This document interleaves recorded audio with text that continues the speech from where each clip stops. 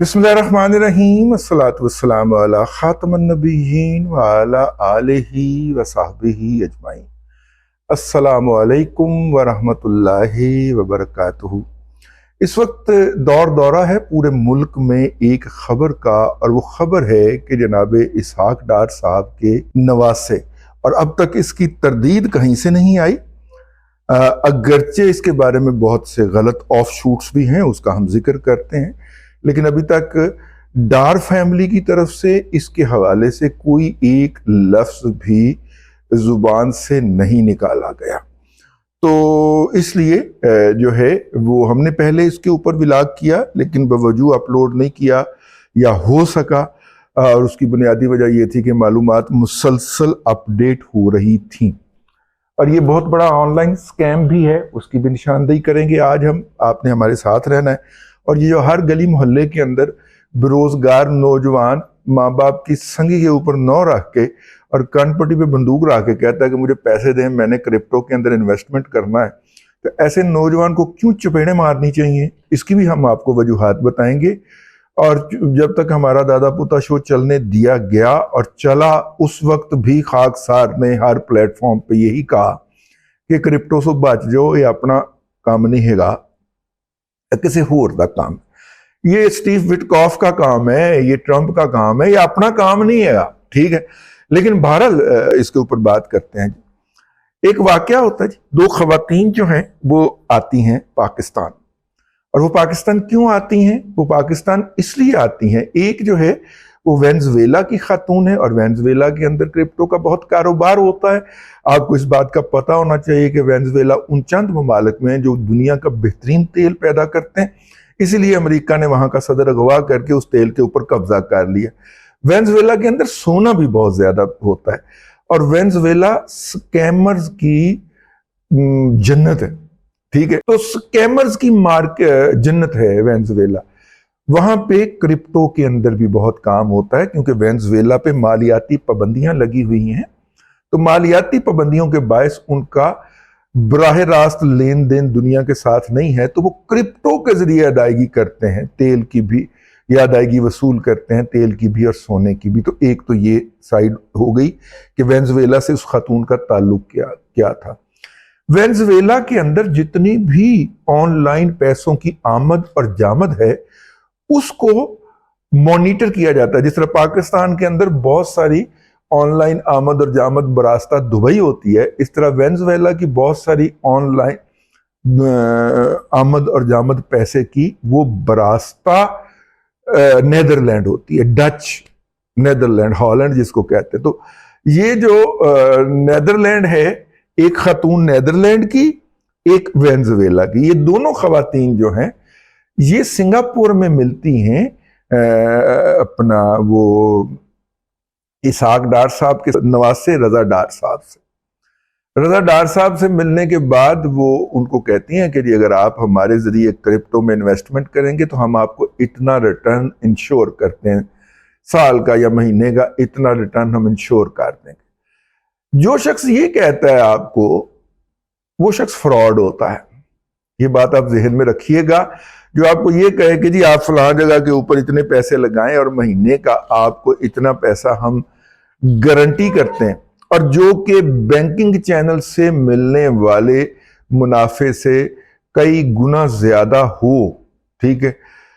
मतलब अगर आजकल बैंक जो है वो जमा कराए गए पैसे के ऊपर 10% इंटरेस्ट दे रहा है, और वो कहे कि जनाब मैं आपको 100% रिटर्न दूंगा आपकी इन्वेस्टमेंट के ऊपर, तो वो बेसिकली फ्रॉडिया होता है। तो फ्रॉडिया का कारोबार चलता ही आपके लालच के बायस है। तो लालच में नहीं आना, ऐसा मुमकिन नहीं है। दुनिया का कोई कारोबार नहीं है, मैं ट्रेड की बात कर रहा हूं, जो साल में 50% से ज्यादा आपको रिटर्न दे दे। जितनी मर्जी आप एफिशिएंट ट्रेडिंग कर लें, बाकी सारी दो नंबरी हैं, फ्रॉडी है, पॉन्जी स्कीमें हैं, बच जाइए खुदारा इससे। तो खैर, वो उन बच्चों ने पाकिस्तान में आके, जो कि पकड़े जा चुके हैं, को पूल शूल बनाया, पैसे इकट्ठे किए 6, 7, 8 अहबाब ने, और उन खवातीन को ऑनलाइन ट्रांसफर कर दिया। اب آن لائن ٹرانسفر میں کرنے کے بعد ان لوگوں نے کرپٹو کی عالمی منڈی کے اندر ان دونوں خواتین نے ان کے بہاف کے اوپر ٹریڈنگ شروع کر دی۔ پہلے تو منافع آیا، پھر منافع آنا بند ہو گیا، اور آخر میں ان کو بتایا گیا کہ جناب آپ کے لاسز بک ہو رہے ہیں، آپ خسارے میں جا رہے ہیں، ٹھیک ہے۔ یہ بھی ایک ٹپیکل ٹرینڈ ہوتا ہے لوگوں کے ساتھ۔ یہ بیسیکلی اسکیم تھا ان کے ساتھ۔ ان لوگوں نے چلاکی کے ساتھ، جس میں کہا جاتا ہے کہ مبینہ طور پہ اسحاق ڈار صاحب کا نواسہ بھی شامل ہے، ابھی تک ڈار فیملی اس پہ بولی کوئی نہیں ہے، لیکن چونکہ میڈیا پہ چل رہا ہے تو نقل کفر نباشت۔ تو ان لوگوں نے ان کو پاکستان آنے کی دعوت دی، وہ پاکستان تشریف لائیں، اور پاکستان تشریف لانے کے بعد ایف آئی آر کے مطابق ان کو ایئرپورٹ سے وصول کر کے ایک گھر میں محبوس کر دیا گیا۔ تو اس گھر میں محبوس کر کے ان کے ساتھ 3 دفعہ شروع میں نے ایف آئی آر کا پہلا حصہ پڑھا تو اس میں جنسی زیادتی کا ذکر نہیں تھا، لیکن جب میں نے ایف آئی آر کو پورا پڑھا اور پھر ایک دوست نے توجہ بھی دلائی تو میں اپنی پہلی رائے سے رجوع کر رہا ہوں۔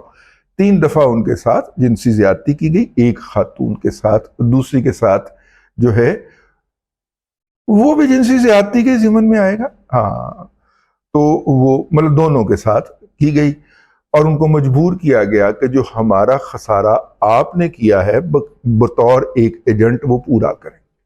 انہوں نے اپنے پیرنٹ کو فون شون کیے، ان کے والدین نے لاکھوں ڈالر کا انتظام کر کے ٹرانسفر کیے وہ پیسے ہنڈی حوالہ کے ذریعے، اور یہاں پہ جب وصول ہو گئے تو ان خواتین کو ایئرپورٹ چھوڑنے کی بات کی گئی، لیکن جس دن ایئرپورٹ چھوڑنے کی بات کی جا رہی ہے اس دن تو ان کی فلائٹ ہی نہیں تھی، ان کی فلائٹ تو اگلے دن تھی، لیکن وہ کہہ رہی ہیں کہ ہمیں ایک اور جگہ پہ لے جایا جا رہا تھا۔ تو جیسے ہی گاڑی ایک جگہ کے اوپر سلو ہوئی اور پولیس نے روکی تو انہوں نے اس چیکنگ کے لیے، یا کسی چیک پوسٹ پہ ہوگا، وہ ناکے پہ ہوگا، تو انہوں نے اس گاڑی میں سے چھلانگ لگا دی اور شور مچا دیا، وہ گاڑی گئی چلی۔ اس کے بعد ایک پولیس کی وین آ گئی ہے، ایف آئی آر یہ جو ان کا 164 کا بیان ہے اس کے مطابق، پھر ایک گاڑی آ گئی، اور وہ گاڑی جو تھی وہ پولیس، انہوں نے کہا جی ہم پولیس کے لوگ ہیں، تو پولیس کے لوگوں نے ان کو بٹھایا، لیکن وہ بھی کسی اور طرف چل پڑے، وہ تو ہم ایئرپورٹ نہیں لے کے جا رہے تھے۔ تو ان کے بیان کے مطابق تو ایک انہوں نے پھر اس کے اوپر کھپ ڈال دی، اور پھر وہ اس گاڑی سے بھی بھاگ نکلی، اور پھر تیسری ایک پولیس کی وین آئی جس میں خاتون پولیس افسر بھی موجود تھیں، تو ان کی سانس میں سانس آئی، اس نے انہیں بتایا کہ ان کے والد نے ان کو کال کی تھی سٹی پولیس لاہور کو، اور وہ ان کو پکڑنے کے لیے آئی ہیں، وہ ان کی ریسکیو کے لیے آئی ہیں، تو وہ ان کے ساتھ بیٹھی، اور یہ وہ خاتون ہے جس کا جاتے ہوئے ان دونوں خواتین نے شکریہ بھی ادا کیا، یہ انہیں ایئرپورٹ تک چھوڑنے گئی، اور یہی وہ خاتون پولیس افسر ہے جس کا انہوں نے 164 کے بیان میں ذکر بھی کیا اور تعریف بھی کی کہ اس کا رویہ بہت ہی مناسب تھا اور بہت ہی شریفانہ تھا، یا بہت ہی جسے کہنا چاہیے کہ کیا کہنا چاہیے اس کو، مطلب کہ بزرگانہ تھا۔ تو اس پولیس خاتون افسر نے ان کو ریسکیو کیا، ریسکیو کر کے لا کے اپنی کسٹڈی میں لیا، اور پولیس جو اتنی دیر میں ان کے والد گرامی صاحب جو تھے، جو ڈچ خاتون ہے، وینزویلا کی تو پاکستان میں ایمبیسی کوئی نہیں میرا خیال، ڈچ خاتون کے والد صاحب نے اپروچ کر لیا اس کو ڈچ ایمبیسی کو، یعنی کہ ہالینڈ کی ایمبیسی جو ہے اسلام آباد میں، وہ انوالو ہو گئی، اور اس کے بعد جب یہ بات جو ہے مریم نواز شریف صاحبہ کے نوٹس میں لائی گئی تو انہوں نے کہا کہ فوری طور پہ ایکشن لیں اور ان کو گرفتار کریں، یہ جو رضا ڈار صاحب ہیں اور دوسرے لوگ بھی جو اس کے اندر انوالو ہیں۔ رضا ڈار صاحب نے وہاں سے فرار ہونے کے بعد اپنے سارے نمبرز بند کر دیے تھے، لیکن پھر ڈار فیملی کو جب کہا گیا تو انہوں نے ایک ایسے نمبر سے جو وہ استعمال کر رہے تھے اس نمبر پہ ان کو کال کی، ان کے 3 نمبر تھے، انہوں نے تینوں آف کر دیے ہوئے تھے، سمیں موبائل سے نکال دی ہوئی تھی، لوکیشن نہیں ٹریس کی جا سکتی تھی، تو چوتھے نمبر کے اوپر جب ان کی کال ہوئی تو انہیں کہا گیا اپنی لوکیشن بھیجیں، اور وہ لوکیشن پنجاب پولیس کے ساتھ شیئر کی گئی، پنجاب پولیس نے چھاپہ مار کے ان کو گرفتار کر لیا اور مجسٹریٹ کے سامنے پیش کر کے ان کا ریمانڈ بھی لے لیا گیا۔ اب اس کے بعد جو ہے یہ ہم فیکٹس کے اوپر چل رہا ہے، ٹھیک ہے۔ اب اس کے بعد جو ہے یہ بھی خبر آئی کہ وہ جو خواتین تھیں وہ جو ان کا باس ہے، اور باس جو ہے وہ پی ٹی آئی کا سوشل میڈیا کہہ رہا ہے کہ وہ علی ڈار صاحب کو ریفر کر رہے ہیں، لیکن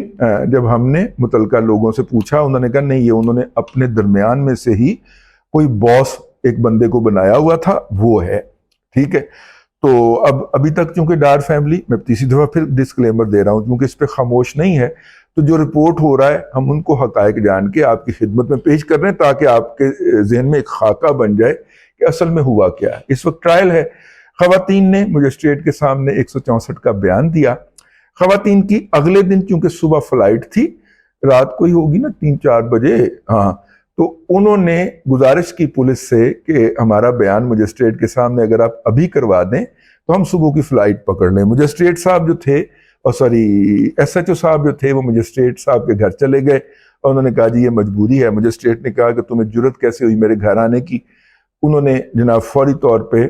جو ہے وہ چیف جسٹس صاحب کو بتایا، تو چیف جسٹس صاحب نے کہا کہ مجسٹریٹ کو سسپینڈ کرو۔ وہ جو کہ ریاست کی عزت بچانے کے لیے سرگرم تھا بیچارہ، کہ کسی طرح سے اس ایس ایچ او کو رگڑ دیا گیا، اس کو، اس کے پورے سٹاف کو معطل کر کے اگلے دن جب ان خواتین کو پیش کیا گیا عدالت میں تو جج صاحب نے کہا کہ پہلے مجسٹریٹ کا